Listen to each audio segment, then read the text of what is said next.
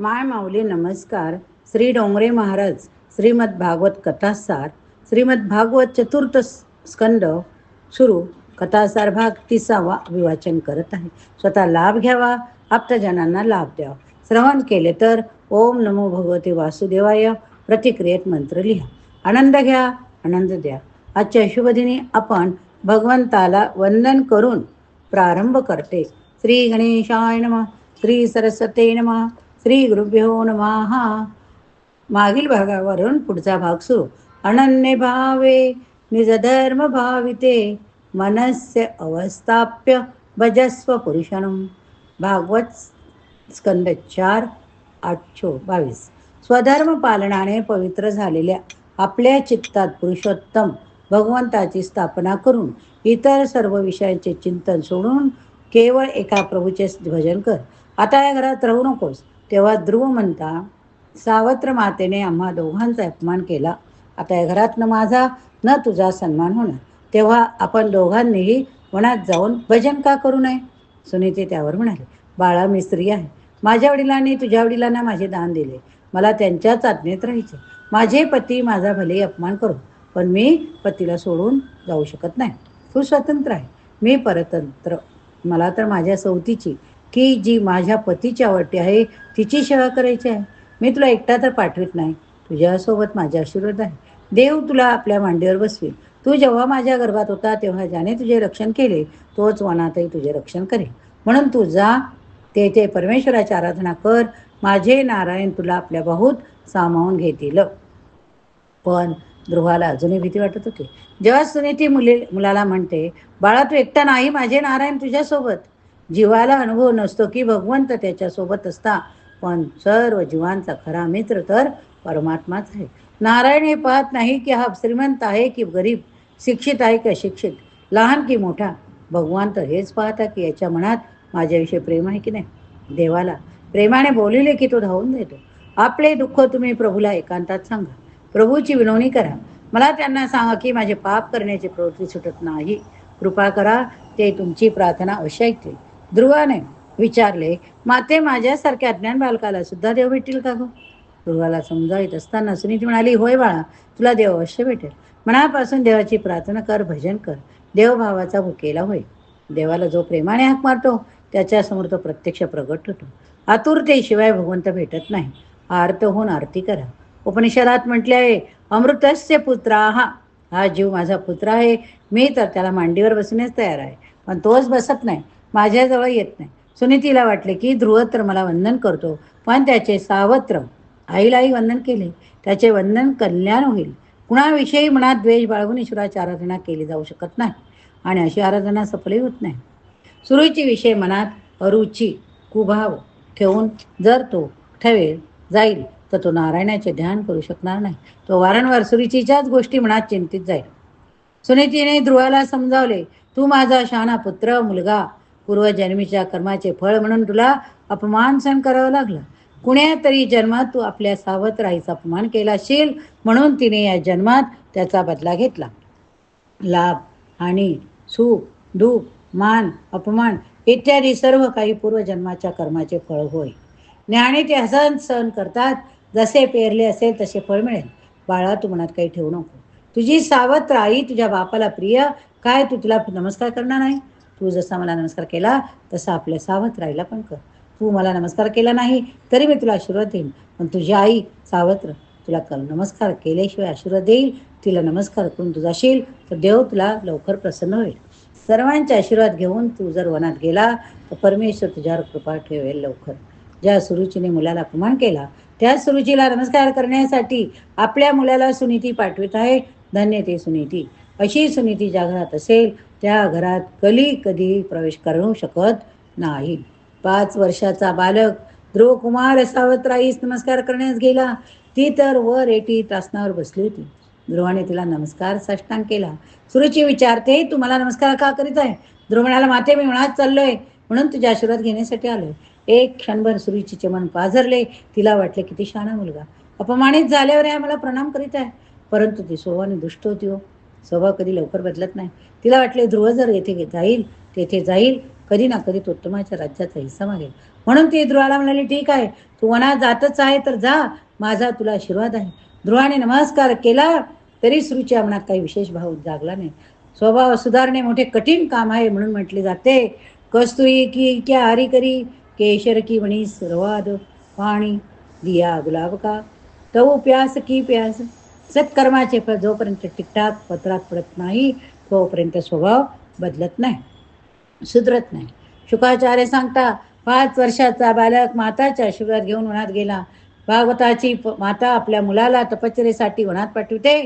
सुनीतीने जसे ध्रुवाला वनात पाठविले तसे आजकालच्या माता मुलीला सिनेमाला पाठवता. पैसे देऊन म्हणता, जा तुझे कल्याण हो.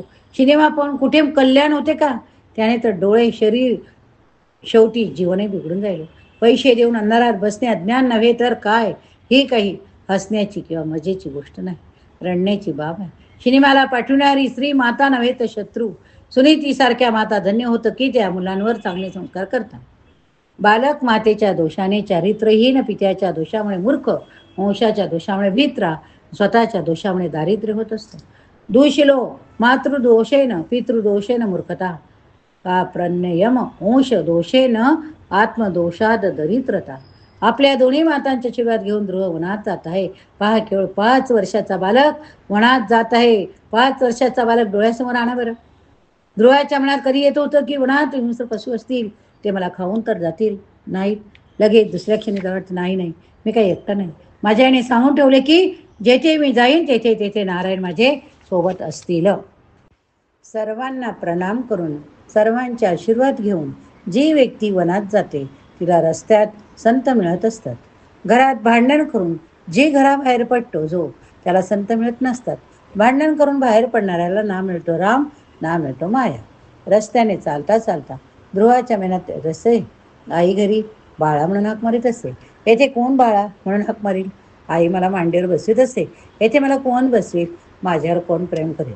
तो पुढे पुढे जातच होता. इतक्यात रस्त्यात त्याला नारद भेटले. ध्रुवाला वाटले हा कुणी संत आहे. चांगल्या संस्कारात वाढल्यामुळे ध्रुवाने त्यांना साष्टांग नमस्कार केले. प्रणाम साष्टांगच असला पाहिजे. प्रकृती अष्टधा आहे. अष्टधा प्रकृती रूप परमात्म्यात मिळून जाण्याची इच्छा व्यक्त करण्याच्या हेतूने साष्टांग प्रणाम करावा. साष्टांग प्रणाम करण्याने आत्मनिवेदन होते. अधिकारी शिष्याला रस्त्यातच गुरु मिळत असतात. सद्गुरुत्व ईश्वरत्व एकच होय. परमात्मा सद्गुरू दोघे व्यापक. सर्व व्यापकाला शोधण्याची नव्हे तर ओळखण्याची गरज. बालकाच्या नम्रतेने नारद प्रसन्न झाले. त्यांचे संत हृदय द्रवित झाले. त्या बालकाला त्यांनी कडेवर बसवले. डोक्यावर हात फिरवला. महापुरुषाचे हात जेव्हा डोक्यावरून फिरता तेव्हा मनातले सर्व विकार शांत होता. ध्रुवाला वाटले की आपल्या आईच्या आशीर्वादाने रस्त्यात आणखी एक आई भेटली.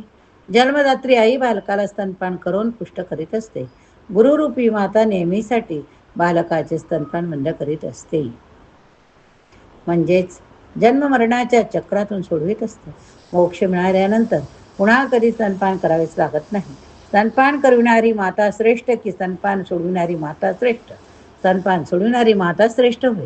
गुरु तर म्हणत असता की बाळा, मी तुला असा उपदेश करीन की तुला पुन्हा स्तनपान करावेच लागणार नाही. नारदाने विचारले, बाळा तू कुठे जात आहे? ध्रुव म्हणाला, भगवंताचे दर्शन घेण्यास मी वनात जात आहे. माझ्या आईने मला सांगितले की माझे खरे पिता भगवान नारायण, मी त्यांच्याच मांडीवर बसण्यास जात आहे. ध्रुवाचे भाषण ऐकून नारदांना त्यांची परीक्षा घेण्याची इच्छा झाली. सद्गुरू परीक्षा घेतल्यानंतरच शिष्याला उपदेश देत असतात.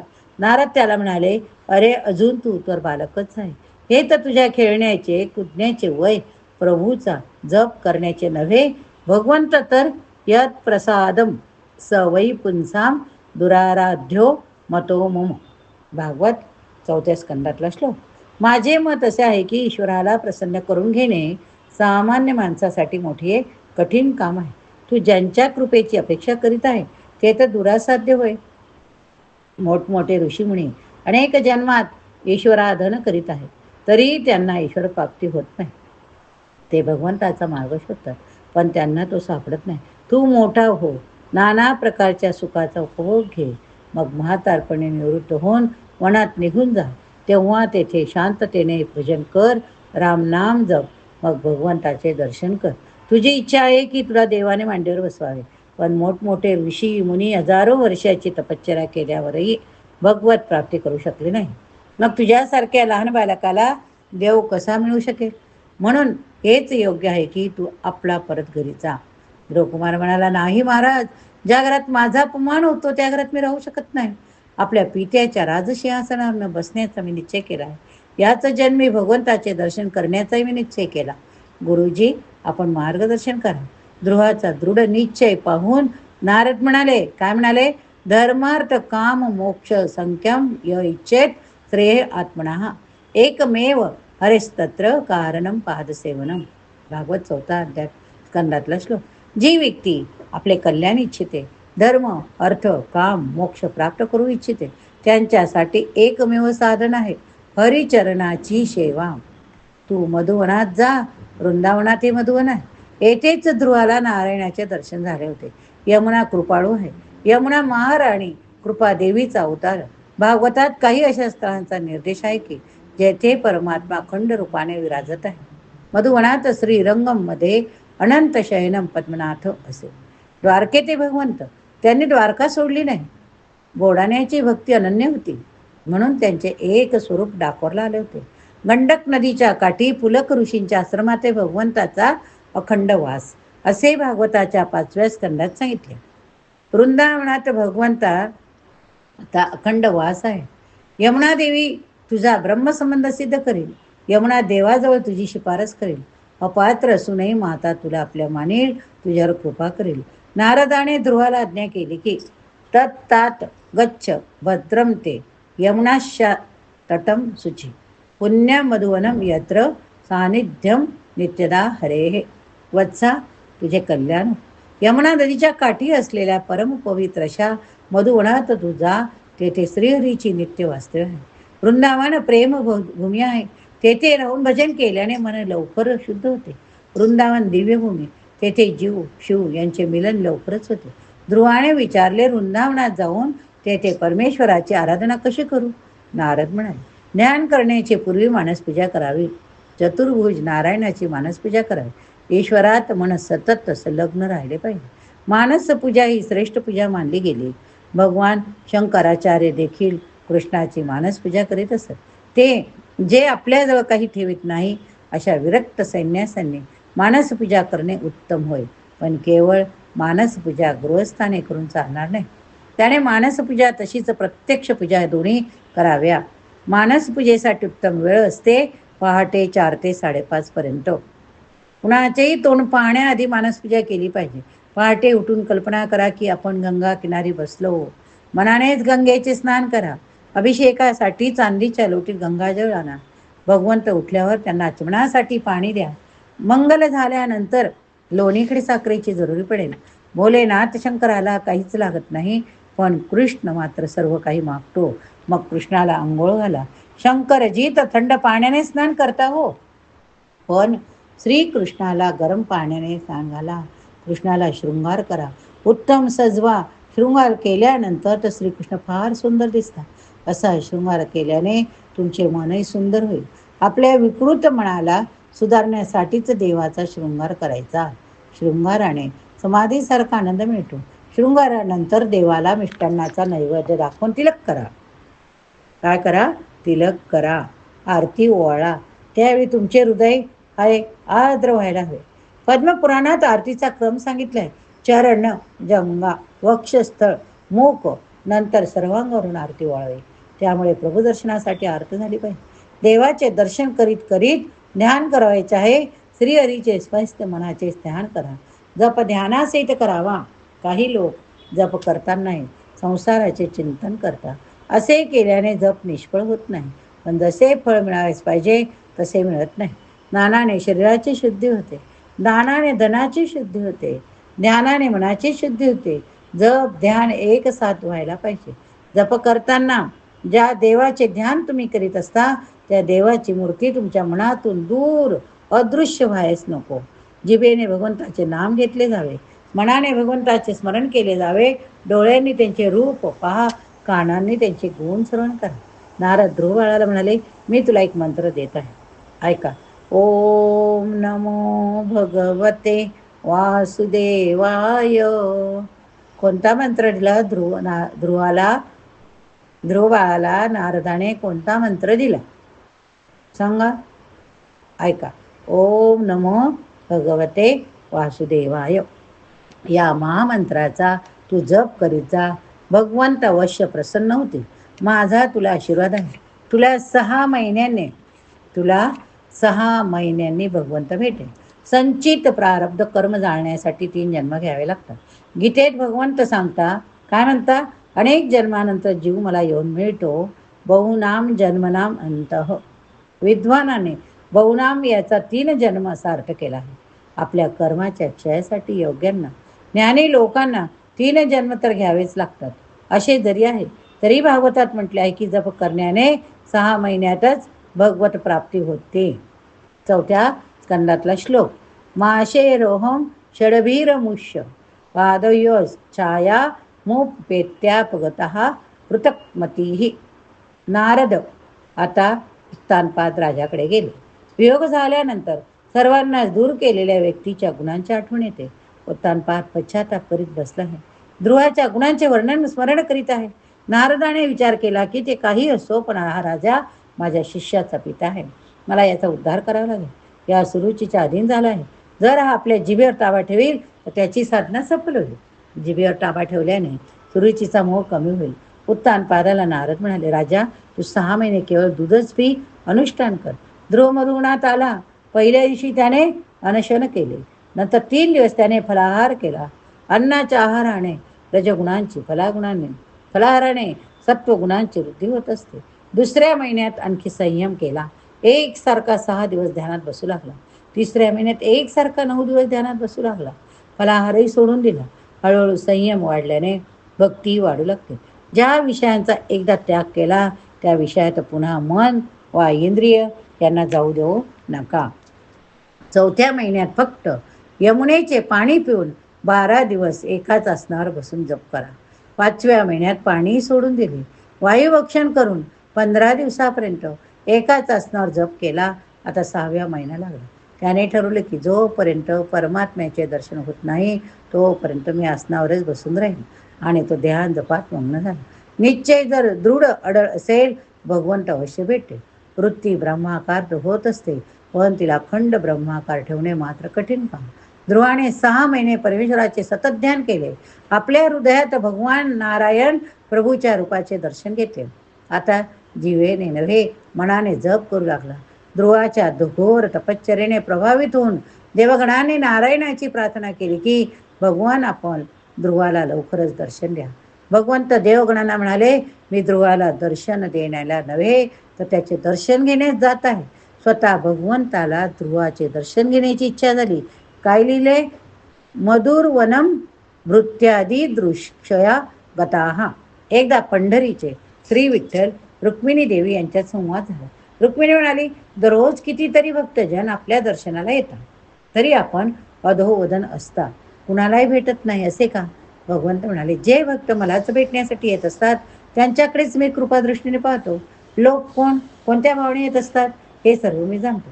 दर्शनाला येणारे सर्व लोक आपल्यासाठी काही ना काही मागण्यासाठी येतात. फक्त माझ्या भेटीसाठी येणारा एखादाच जो केवळ माझ्यासाठी येत असतो त्याच्याच नजरेशी नजर मी मिळवतो.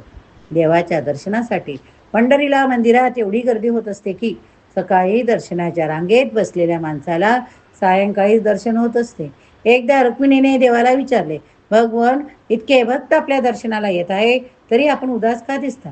भगवंत म्हणाले, हे आलेले सर्व भक्त स्वार्थी, परंतु ज्याची भेट घेण्याची माझी इच्छा आहे तो माझा तुकाराम अजून आला नाही, त्याचीच मी वाट पाहत आहे. इकडे तुकाराम महाराज आजारी होते. ते अंथरुणावर विचार करीत होते की विठ्ठलाच्या दर्शनात मी जाऊ शकत नाही, विठ्ठल तर माझ्याकडे येणार नाही. प्रेम अनन्य परस्परावलंबी असते. विठोबा रुक्मिणीला म्हणाले, तू खूप आजारी असल्याने तू इकडे येऊ शकणार नाही तर चला आपणच त्यांच्याकडे जाऊया. लाखो वैष्णव पंढरपूरच्या मंदिरात देवदर्शनासाठी येतात आणि विठोबा तर तुकोरामाच्या घरी पोहोचले. ज्याप्रमाणे खरा वैष्णव भगवंताच्या दर्शनासाठी आतुर असतो त्याप्रमाणे खऱ्या भक्ताच्या दर्शनासाठी भगवंत आतुर असतात. ध्रुवासाठी भगवान नारायण प्रगट झाले. ध्रुवाने डोळे उघडले नाही देवाने विचार केला की असा आम्ही किती वेळ उभा राहीन. ध्रुवाच्या अंतःकरणात जे तेजोमय प्रकट रूप होते ते देवाने लुप्त केले. आता ध्रुव व्यथित झाला. विचारात पडला की ते तेजोमय दिव्य स्वरूप कोठे लुप्त झाले. ध्रुवाने डोळे होताच त्याला आपल्यासमोर चतुर्भुज रूप दिसले. आता ध्रुव केवळ दर्शन करीत नव्हता, तर जणू काही भगवंताचा ज्योतिरूप रस पीत होता. पुष्कळसे बोलण्याची इच्छा होती, पण अज्ञानामुळे त्याला बोलता येईना. आपल्या शंखाचा स्पर्श भगवंताने ध्रुवाच्या गालाला करून त्याच्या हृदयातील सरस्वती जागृत केली. लगेच ध्रुवाने भगवंताची स्तुती केली. यो अंत प्रविश्य मम वाचमिमां प्रसुप्तां संजीवयत्य अखिल शक्तिधरा स्वधाम्नः अनाच्च हस्तचरणश्रवणत्वगादीन् प्राणान्नमो भगवते पुरुषाय तुभ्यं. प्रभो, आपण सर्व शक्ती संपन्न आहात. आपण माझ्या अंतःकरणात शिरून आपल्या तेजाने माझा हात, पाय, कान, त्वचा आदी अन्य सर्व इंद्रियांना, पंच प्राणांना चेतना देता अशा अंतर्यामी वास करणाऱ्या तुम्हा भगवंताला मी वंदन करतो. तुम्हा भगवंताला मी वंदन करतो. ध्रुव म्हणाला. काय म्हटलं ध्रुव? पुढील भागात आपण बघूया. या ठिकाणी हा भाग संपला. पुढील भागात पुढील उर्वरित भाग. ओम नमो भगवते वासुदेवाय. विश्वत्पत्त्यादिहेतवे तापत्रय विनाशाय श्रीकृष्णाय वयं नमः.